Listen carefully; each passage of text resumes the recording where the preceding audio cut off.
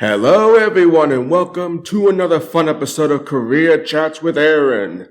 I'm your host, Aaron Williams, and today I'm going to be interviewing with Warren Leach. I am a career care coordinator for Project Longevity. Hey, nice to meet you. Nice Thank to you. meet you. Thank you for joining. Mm-hmm. So, today's icebreaker for this podcast is: what's one thing you believed about work as a kid that turned out to be totally wrong? That's a good question. It's a good icebreaker. One thing that I was taught about or told about work when I was a kid is that it always leads to something bigger. Like you always were going up a ladder to get to some huge thing eventually. And it hasn't really turned out that way because obviously, sometimes you get let go from a job or, sometimes the job's not for you. So you keep making all of these side moves as opposed to just climbing the ladder. Yeah. Okay. For me, sometimes people say, "Oh, work is awful. You don't want to work." But I'm like, but as I grew up, I'm like, no, you gotta work. Right. Work is good, Right. especially if it's something that you want to do, and if you love what you do, then you'll be good. Yeah. Well, to that end, Waterbury. So I grew up in Waterbury, so it's what they call a mill town. Yeah. Almost all the brass and copper in the world was made here. So everyone had a job. Unemployment was non-existent here. So as a young person, you knew even if you didn't go to college, you were going to end up in one of these shops, and everyone made a good living in there. So I guess what I'm trying to say is there was always an expectation of work. You knew you were going to work. You're probably going to work in Waterbury, and you were probably going to work in one of these mills. So there wasn't if you didn't have aspirations for college, there was never a mystery as to where you were going to end up. Yeah. Yeah. I agree. Mm-hmm. All right. So our first question is, what was your very first job, and how did it shape the way you work today? So I actually gave this some thought, and my very first job was at 12 years old, believe it or not, actual job. And what I did, I worked in the youth summer employment program here in Waterbury. At the time, that program was run by New Opportunities, which used to be called Now Incorporated, New Opportunities for Waterbury. And at the time, New Opportunities for Waterbury employed 3,000 young people in this community every single year from the time that I was 12 until 19. So what we used to do, we used to be called enrollees, and they had a mini camp. So you had the little kids in the housing developments would go over to this clubhouse in the morning, and the enrollees, we would have 2 or 3 young people that we took care of all summer, and those were our kids. We took care of them. We took them to Lake Quassapag. We took them swimming. We took them all together with the mini camp. So it's funny when I look back on it now. My first job was service and caretaking. And today I'm a care coordinator for Project Longevity. Okay. So it's kind of a full circle thing. That evolution right there, that's really good, because what I want to do for a career is to be like a voice actor or a regular actor, a video producer, and see me. I'm doing this podcast, and I read books. I go and read books to little kids at elementary schools. Do all these great, funny, creative voices. So yeah, you got a great voice for it. Thank you. Yeah. It's not the way it used to be when the great voices ended up on live radio. So they would be the newscasters and the people who did commercials. But you have what they call a great radio voice. Yeah, thank you. I appreciate that. So whenever I talk with people on like voice call, they would think I'm like older than Right. than how I am now, Right. because my voice is so deep. Mm-hmm. So, but that's good. So, all right, that's a nice little evolution of how, like it's like you said, you were a caretaker and you're still a caretaker, but with something, also something bigger, right? So that's really good. This could happen to you someday, people. 100%. All right. So my second question is: when people ask you, "What do you do?" What do you usually say? So, that question is it's two-pronged to me, because most of the time when people ask you what do you do, they're asking about your vocation, your job. Yeah. Like, what do you do for a living? But that question is specifically, what do you do? So what that question inspires in me is, what do you actually do? Not what do you do for work? So in my mind, my job as a care coordinator for Project Longevity is to help ex-felons who have gun charges transition from incarceration back into society. That's my job. But what I think I do is I try to help people who have, for whatever their circumstances are, or wherever they found themselves in this life, through whatever decision-making process that they made. What I do is I am trying to help people think a different way. I'm trying to help them process information a different way. I'm trying to help them think critically so that they understand that poor decision-making is going to continue to lead to poor outcomes. So what I think I'm doing is trying to impress upon people that if your life is not where you wanted it to be or need it to be or desire it to be, you have to think a different way. So the difference between what I do for my job and what I think I'm doing to help people is the difference between those two things. Oh, okay. All right. Yeah, good point. That's a really good point. So that's a really good job for that's. I never really thought of it like that, but that was really. It's such a. You're basically, helping these people maybe understand society and like help them go out there in the real world in the right way, right? The right. Is that correct? Yeah. And what would be the right way? Yeah. For one individual might be a little different for someone else, but I believe that first and foremost, every one of my clients has been incarcerated at least once and often multiple times.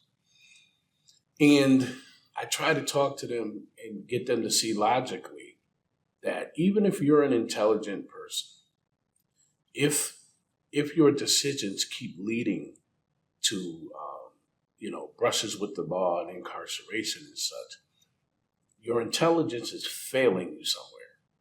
Right.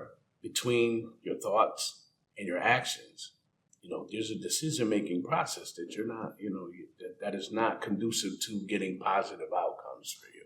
Okay. Yeah. So, for me, it's the very beginning point of what I hope to be a journey for people to, have a productive life. Each individual has to determine for themselves what a productive life looks like. It may be money for some people. It may be better family relationships for others. It may be finding purpose in life. But all of those things should coagulate around the actions that you take. So I try to get people to see that logically, if your life is not turning out the way that you want it to be, then logically you have to do something else, which often means thinking in a different way. Okay. That was beautiful. That was a good way to explaining that. Really, really good. Like I said before, this must be a wonderful job for you, right? Yeah. Is there ever a moment? Has there been like?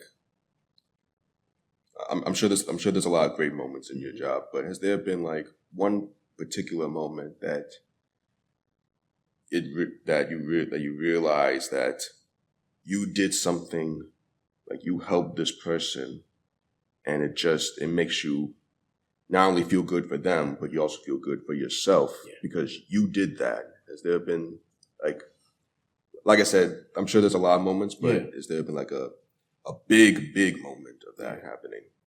I could pick one or two moments off, but so there's a gentleman who came through our program, and all of our clients have gun charges, or sometimes they're victims, but that's a smaller pool. But most of them have gun charges, which usually involves some sort of violence, some sort of real harm. And when they come through this program, Project Longevity, there are some that have a willingness to change, and there are some that are just sometimes they're kind of skirting, gaming the system a little bit. Right. There's hope and possibilities for everyone because when you're out in the street, you spend a lot of time trying to manipulate things and situations. So sometimes when you come into a space where people are genuinely trying to help you, you might manipulate that too. Oh, yeah. Yeah. So that's okay though. We're kind of equipped to kind of,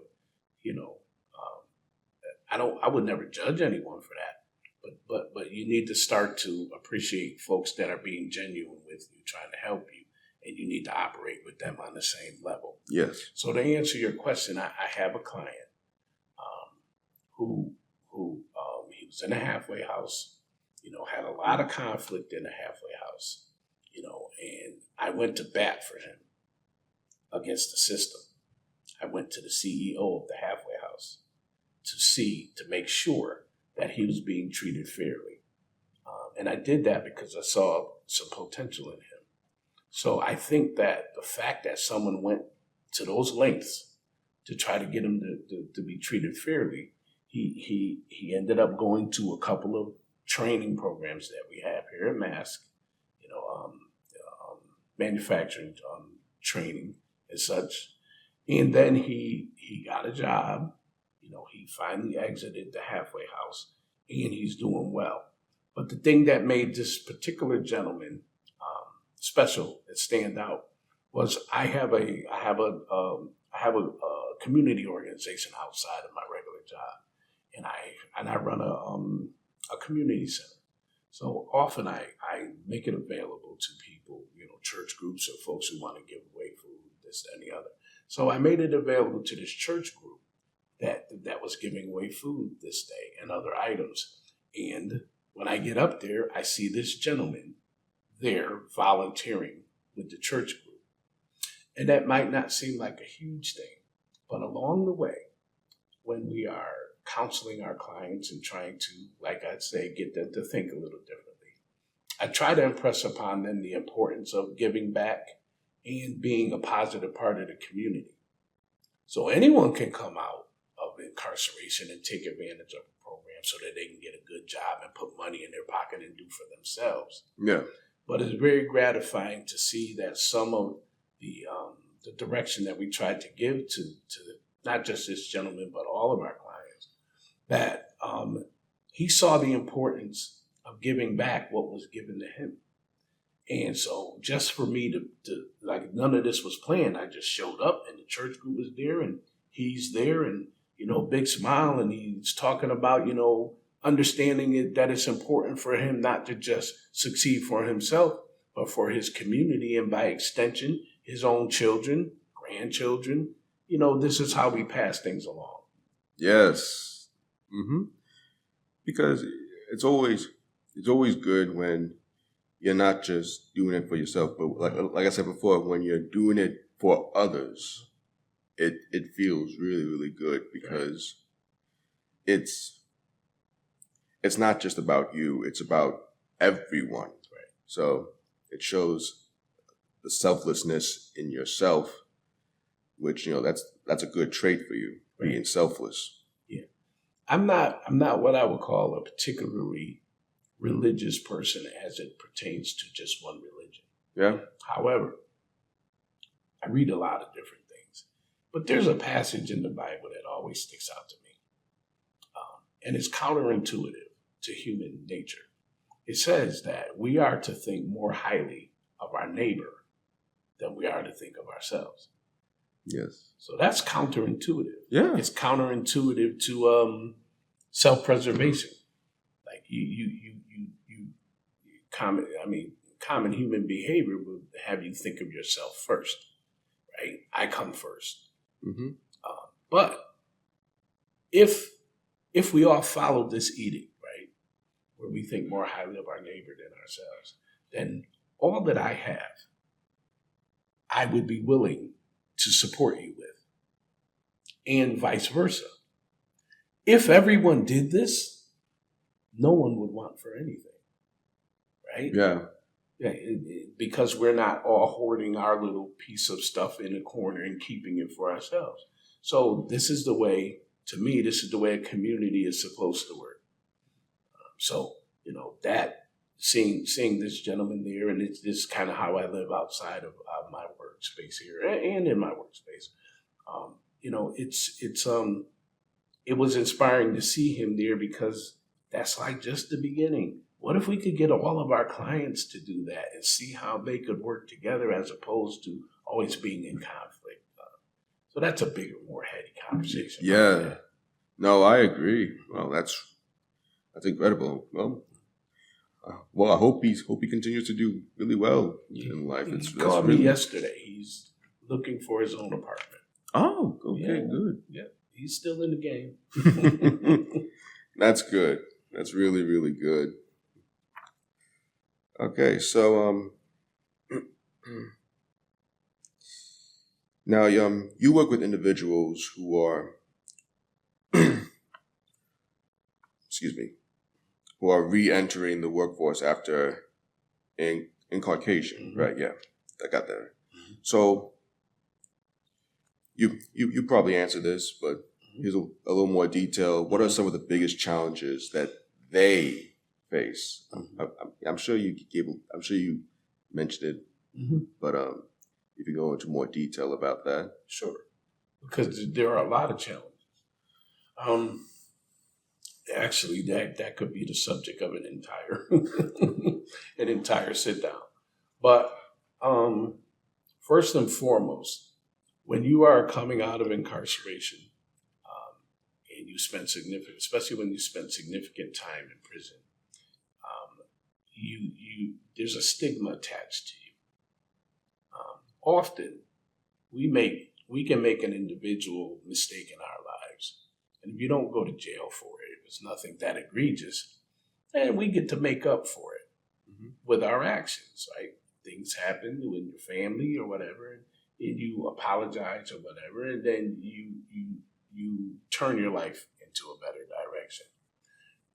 People coming out of incarceration can have that exact same mindset, except they have a tag of felon on their record. Yeah. So often, whenever they enter a space, that's the first thing anyone sees, it's the first thing anyone thinks about, it's the first thing anyone contemplates. This person is a felon. And that challenge right there, it takes the onus off of who you are as an individual, as a human being. So when you come out of incarceration, you're expected to take care of yourself, sustain yourself, which means getting a job, which means you need transportation, you need a place to live, you need credit sometimes to do that, and that's that original stigma. Often is preventative from you doing any of the other things.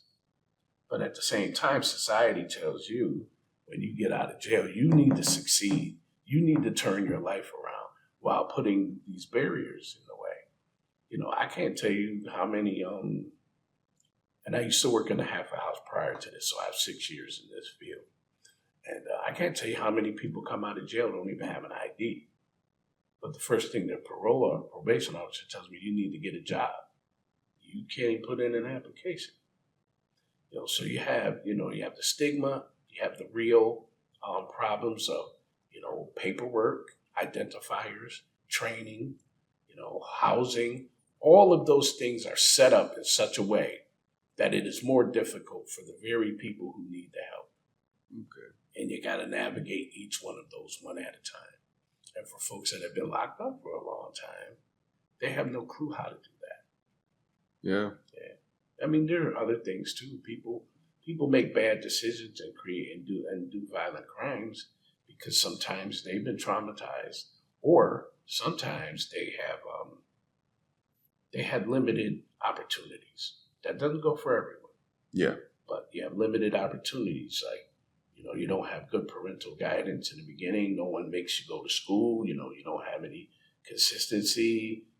If there's other issues in the family, possible drug abuse, whatever it might be for the individual, all of those are mitigating factors going into jail, and jail only exacerbates them. And then when they get out of jail, you have all of the other barriers that we just talked about. It's a lot. Yeah, okay. But that bill you told me about that, like that you said, like, nah, that's that is, I agree with that, because especially considering that, you're a felon, so, and when you get out, like I've seen like these kind of those stories where when like a felon is released from prison and he tries to go out, and then people treat him differently because he was a felon, Right. instead of having him to move on, Right. like him or her to move on. So that can be challenging for someone. And the catch-22 is folks like myself and the people that I work with, we will tell someone coming out, well, you need to stop committing crimes. Yes. That's obvious, right? You need to do this, that, and the other. But without giving them a clear pathway, then what happens is people, especially people who are repeat offenders, they have a track record of losing, right? Mm-hmm. Everything they try, nefarious, out, committing crimes or whatever. You shouldn't do it, obviously. But when you have a skewed sense of right and wrong, then you are in a survival mode where you do whatever is necessary to get by that day, right? So when we tell them, well, we need you to do things the right way, and then they proceed to attempt to do right things the right way, Yeah. and nothing works out for them, what do I tell them then? Someone won't give them a chance at a job because they're a felon. Then their reply to me is, well, you told me to try. And when things continue to not work, now I look like I'm lying to them. Yeah. But that's society's thing. It's not me, but I'm part of this system that they think is against them. So I'm telling you to do the right thing. The right thing doesn't happen. Yet another barrier. Mm-hmm. There's a thing is to keep moving. Like, even if it's difficult, you never want to give up. So that's I mean, I'm not a felon, but yeah. But I would say to also keep moving no matter what, because it's not gonna happen immediately. It's not gonna always happen immediately. It's gonna be difficult. But if you give up, then you don't know what's gonna happen. Yeah. So you said something important. About not giving up, not quitting. Mm-hmm. And I like to use the word resiliency. You gotta be resilient. Because the alternative is to quit, right? Mm-hmm. So you get knocked down, or that's a rough way of putting it, but you get knocked down, or you have barriers or whatever. You have to figure a way to go through them. You got to go around them, over them, under them, but quitting's not an option. Yes. Quitting not an option in life in general. That's a conversation to be had for folks coming out of incarceration. It's a conversation to be had for young people who are in school. I personally see these types of issues as an ongoing thing. Younger people don't learn all the time how to how to be resilient in challenging situations. So I think that you don't want to go too far in making life too easy for young people, because when they get a little older and they get to the point where they're making the decisions that my clients are making, they're not used to doing difficult things. Yeah. So instant gratification starts to take over, and you make bad decisions to get things you think you want, not understanding that these things take time. I agree. Yeah. Yes. Right. Good. That was a good one. Yeah. Thank you. All right. So, so what's the best piece of advice you've ever gotten, and who gave it to you? Actually, two pieces. Okay. When I was a boy, my grandfather. Life was simpler back then. You got up every day, put on your boots, you went to work, you towed the barge or lift the bale or whatever it is you did it at the factory, and you made a living, came home, took care of your family.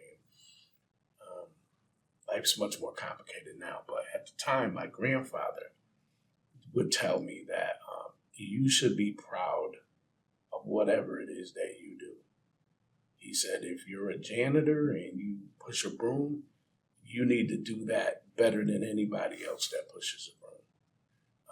And obviously, again, it was a simpler times, but the work ethic thing is there. It doesn't matter what you do. You don't approach your job or your vocation as something that's a burden on you, or I hate this job, or I don't want to do this.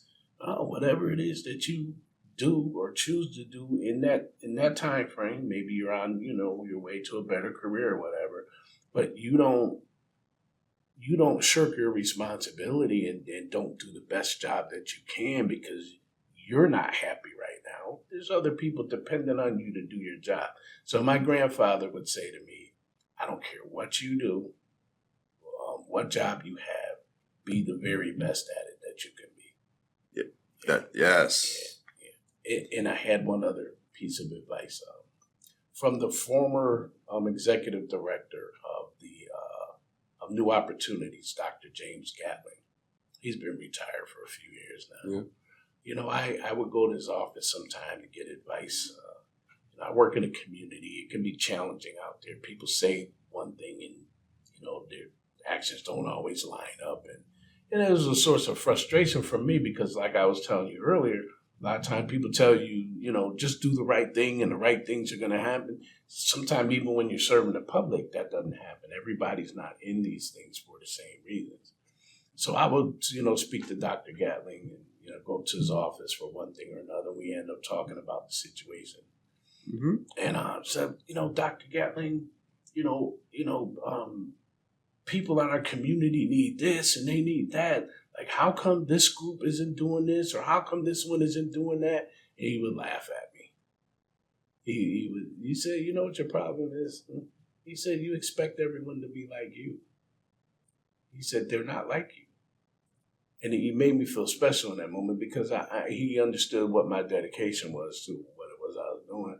And he understood my frustration because he had run New Opportunities for many years.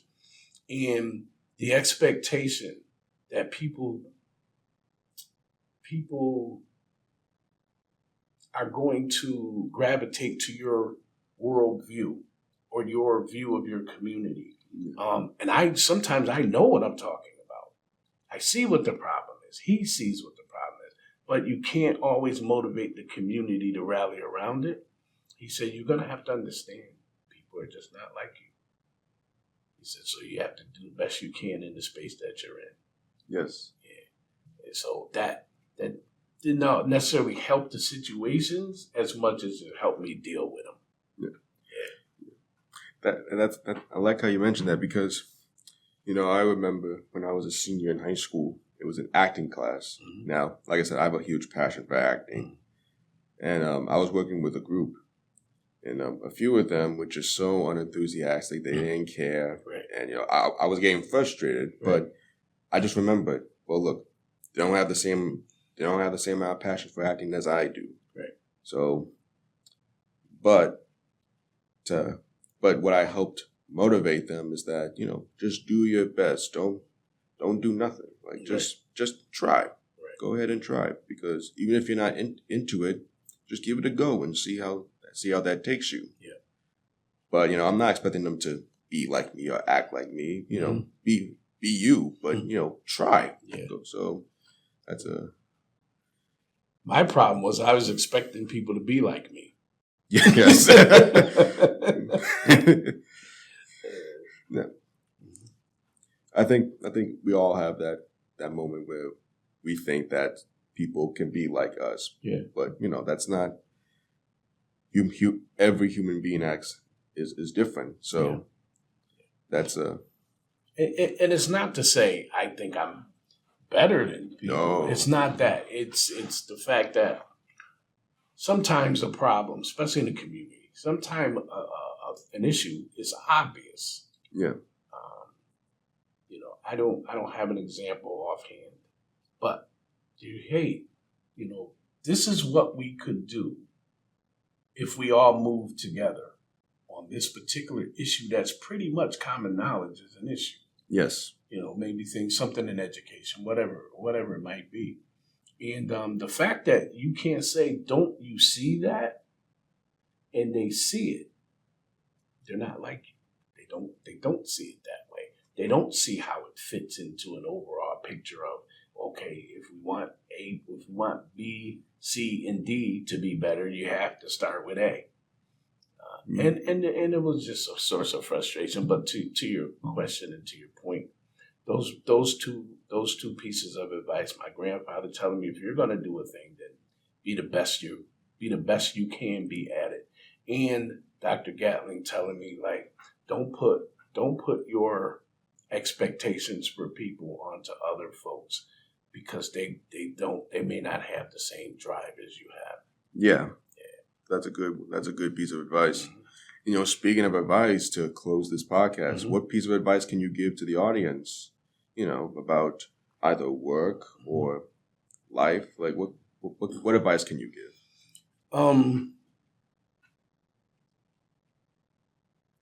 You know, I used to think that everyone needs to find a purpose in life, something that drives them to get up every day and try to make a difference. And to some degree, I still hold on to a little bit of that. But, you know, one of the problems with that is you can give your whole life to other things, other people, and other purpose. And at the end of the day, when your time is about to run out, you realize that you didn't live for yourself. And so while there's nobility in having a purpose and serving and giving back, life is a gift. And it's to be lived. It's to go to the beach, just sit, listen to the waves, go find a waterfall and, sit under it. I think not enough time is spent enjoying life. We're here for just a second in the enormity of time. Yes. And we're going to be gone a long time. After one generation after we're gone, no one's going to remember us. That's just the way it is. We might be a faded picture somewhere. So I say, remember, they used to do that. But 2 generations from right now, no one's going to remember us. It will just be a story that somebody tells your great-great-grandchildren or something. But in this moment, I always have this thought that, people are told that, life is hard. You're going to suffer things, and maybe one day you'll go to heaven, all of these concepts of what could be. And I think we're missing out on life right now. So I think, I got this from this guru that I listened to, and I can end with this. We're only suffering 2 things in this life. Sure, many things happen to you, tragedies, this, and the other. But what we're suffering is only two things: the past, right? The past is, regrets, things that have happened, things that have hurt us, traumatized us, sickness, whatever it is. In the past, you can't change it though. Yeah. So at the time, we suffer that thing. It happened to us in the past, we suffer it. And then when something reminds us of that today, we bring it back up, we'll talk about it again or whatever, and we suffer it again in the moment. True. Right? The other thing is the future. Anxiety over how am I going to pay this bill? What's going to happen with my health? Are my kids going to be able to go to school? They're going to wake up tomorrow. So we're suffering we're having anxiety over things that haven't even happened yet. Yes. And may not happen. And more likely than not, won't happen the way we're worrying about them happening. So you're suffering the past and you're suffering the future. Those two things are stealing the present from you. Mm-hmm. And we are not living our lives to the fullest. And if I could say anything to anybody, realize every day that you get up, you only have today. The past is gone. The future may not arrive here. Don't let either one of those things steal your time right now with your parent, with your loved ones, with your family. Live in the moment. Beautiful. That's a great piece of advice. Thank you. Remember that, everyone. All right. Well, that concludes another fun episode of Career Chats with Aaron. Warren, thank you for joining today. Thanks for having me, man. I appreciate it. Yeah, of course. Thank you. You got me learning something as well. Thank you for that. So, hope you all have a wonderful day. And don't forget, keep learning, keep growing, and hold on to your dreams. I'll see you all next time.